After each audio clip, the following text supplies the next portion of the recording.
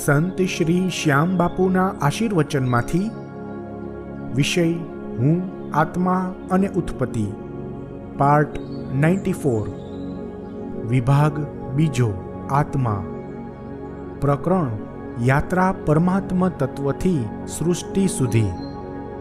ગયા ભાગમાં પરમાત્મા તત્વ પૂરું થયું હતું। હવે પ્રાકૃતિક તત્વમાં આગળ સમજીએ।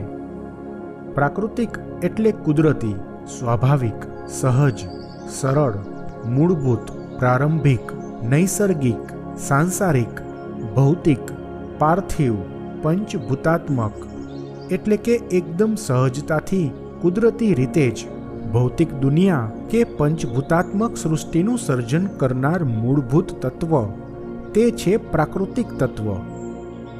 માણસના સહજ સ્વભાવને પ્રકૃતિ કહેવાય છે। તે રીતે પરમાત્માનો પણ સહજ સ્વભાવ અથવા સહજ અસ્તિત્વ એટલે પરમાત્માની પ્રકૃતિ કહેવાય। અને પ્રારંભિક એટલા માટે કે સર્જન પહેલાંની અવસ્થા।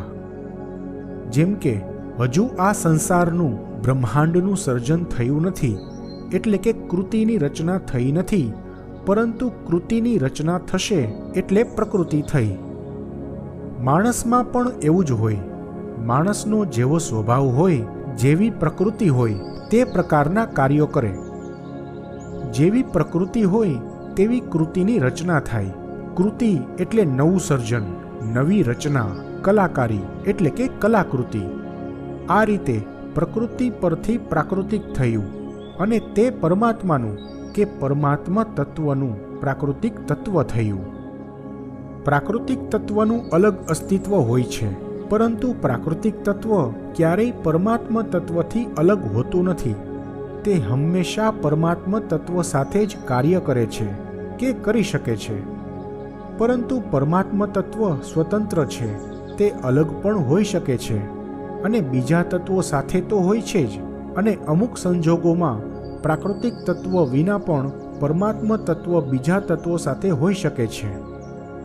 જેમ કે કાલ તત્વમાં પરમાત્મા તત્વ હોય છે, પ્રાકૃતિક તત્વ નથી હોતું। તે રીતે મહત તત્વમાં પણ પરમાત્મા તત્વ હોય છે, પ્રાકૃતિક તત્વ નથી હોતું।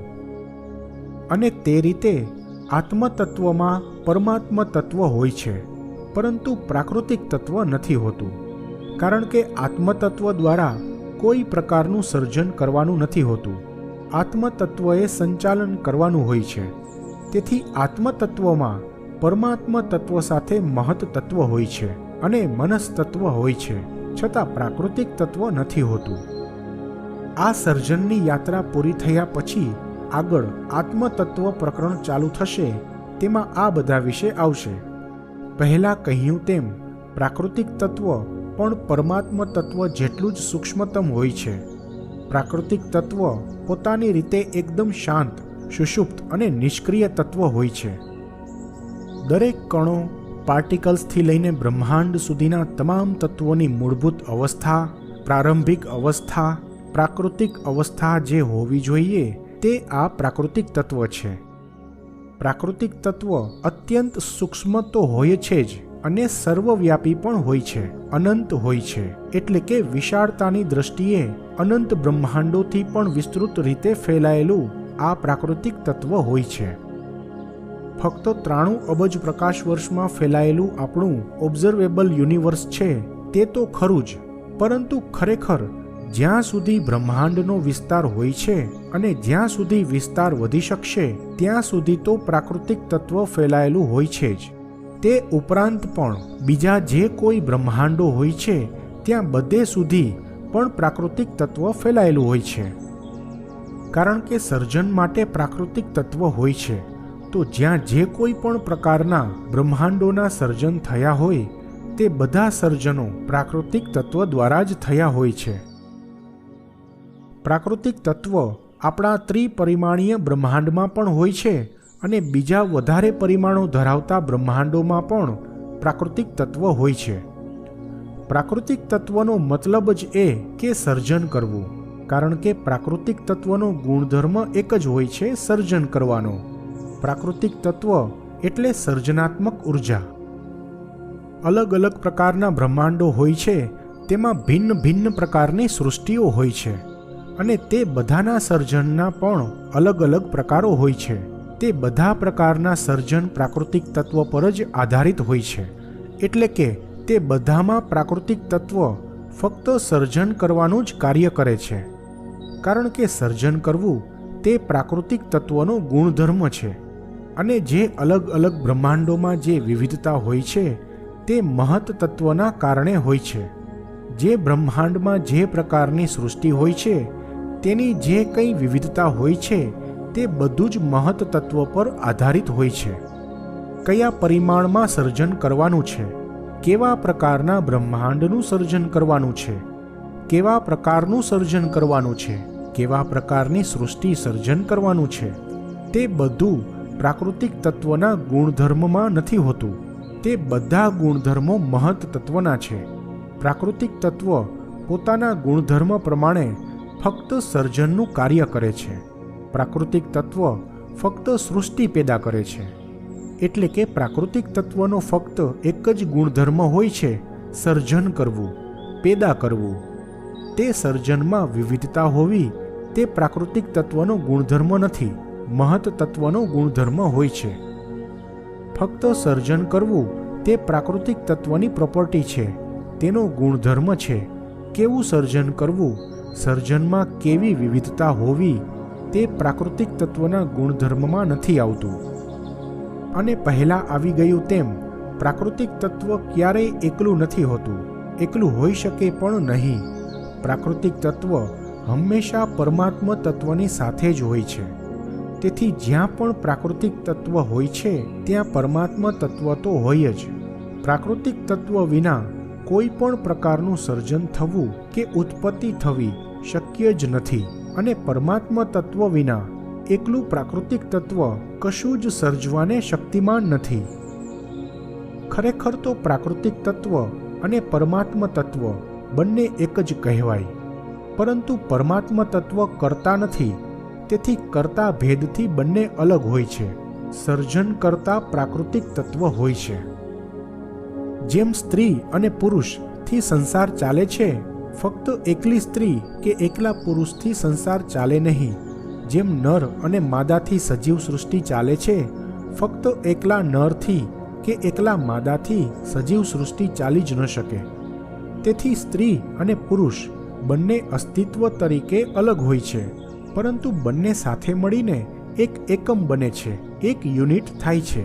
તે રીતે પ્રાકૃતિક તત્વની સાથે પરમાત્મા તત્વ પણ હોય છે જ. જેને પ્રકૃતિ અને પુરુષ કહેવામાં આવે છે તે જ અનંતના વ્યાપક અર્થમાં પ્રાકૃતિક તત્વ અને પરમાત્મા તત્વ હોય છે. અને જો કરતા ભેદ ન ગણવામાં આવે તો પ્રાકૃતિક તત્વ અને પરમાત્મા તત્વ એક જ કહેવાય, બંનેમાં કોઈ ભેદ નથી. અને કરતા ભેદ એ છે કે સૃષ્ટિ ઉત્પન્ન કરાવનાર પરમાત્મા તત્વ છે અને સૃષ્ટિ ઉત્પન્ન કરનાર પ્રાકૃતિક તત્વ છે. આ સૂક્ષ્મતમ પ્રાકૃતિક તત્વ પોતાની રીતે તો એકદમ શાંત, સુષુપ્ત, નિષ્ક્રિય હોય છે, પરંતુ તમામ તત્વો ઉત્પન્ન કરવાની ક્ષમતા ધરાવે છે. પરંતુ પ્રાકૃતિક તત્વ હંમેશા અતિ સૂક્ષ્મ તત્વોનું જ સર્જન કરે છે, જેમ કે અહમ તત્વ. પછી આગળના જરૂરી તત્વોના સર્જનમાં તે બધા તત્વો ઉમેરાયા કરે છે. તેથી આપણે જે બધા તત્વો પહેલાં જોઈ ગયા તે બધા તત્વોમાંથી મહત તત્વ અને કાલ તત્વ, આ બંનેને બાદ કરતા બાકીના તમામ તત્વો સંભાવનાઓના રૂપમાં પ્રાકૃતિક તત્વમાં રહેલા હોય છે. સમજવા માટે એમ કહી શકાય કે સુષુપ્ત અવસ્થામાં રહેલા હોય છે, નિદ્રાધીન હોય છે, નિષ્ક્રિય હોય છે, પ્રક્રિયાહીન હોય છે, એટલે કે ફક્ત સંભાવનાઓ હોય છે. આત્મા વિભાગના આવતા અંકમાં પણ યાત્રા પરમાત્મા તત્વથી સૃષ્ટિ સુધી ચાલુ રહેશે. પરમાત્મા અને પ્રકૃતિની જોડીએ સર્જ્યો આ સંસાર. ઇન્સાનમાં પતિ પત્નીની જોડીએ ખેડ્યો એ સંસાર.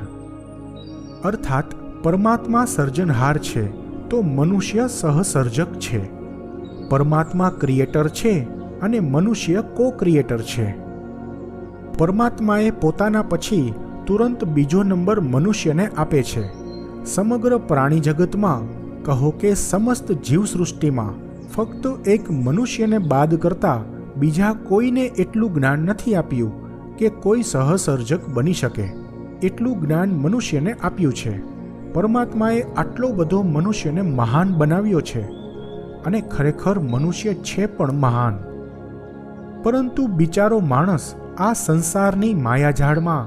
સંસારની માયાજાળથી એવો તો વશીભૂત થઈ ગયો છે કે તેને ફક્ત યાદ છે કે પોતે મહાન હસ્તી છે, પરંતુ મહાનતા સાબિત નથી કરી શકતો. હા, બૌદ્ધિક રીતે મહાનતા સાબિત કરી બતાવી છે, પરંતુ જીવનશૈલીમાં, જીવન જીવવામાં, પોતાના સર્જનહાર પ્રત્યે કૃતજ્ઞતા દાખવવામાં મહાનતા સાબિત નથી કરી શકતો. ફક્ત બૌદ્ધિક રીતે કમાલના સંશોધનો કર્યા કરે છે, પરંતુ એ પોતાના જ સંશોધનો પોતાના જ વિનાશનું સાધન બને એવી પોતાની હાલત કરી છે. વિચિત્ર વાત તો એ છે કે પોતાના કરેલા સંશોધનો કે આવિષ્કારો પોતાનો વિનાશ કરશે એવી તેને ખબર નથી એવું નથી. સમજ તો બધી છે, પરંતુ લોભ, લાલચ, સ્વાર્થ, ઈર્ષ્યા રોકી શકતો નથી.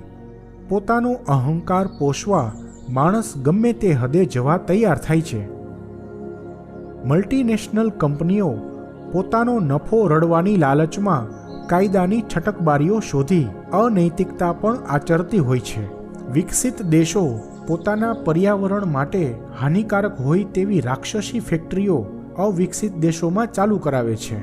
હજારો ટન કાર્બન પૃથ્વીના વાતાવરણને રોજ ભયંકર નુકસાન પહોંચાડી રહ્યો છે. પ્રદૂષણ, ગ્લોબલ વોર્મિંગ, એટોમિક રિએક્શનનું રેડિયેશન, ઇલેક્ટ્રોમેગ્નેટિક રેડિયેશન, જંગલોનો સફાયો, દરિયાઈ જીવસૃષ્ટિ પર તોડાતું જોખમ વગેરે વગેરે અનેક બાબતો બુદ્ધિમાન ઇન્સાનની બેવકૂફી અને લાલચની પરાકાષ્ઠા દર્શાવે છે. હજુ તો ઇન્સાન સહસર્જક છે. જો સર્જક બની જાય તો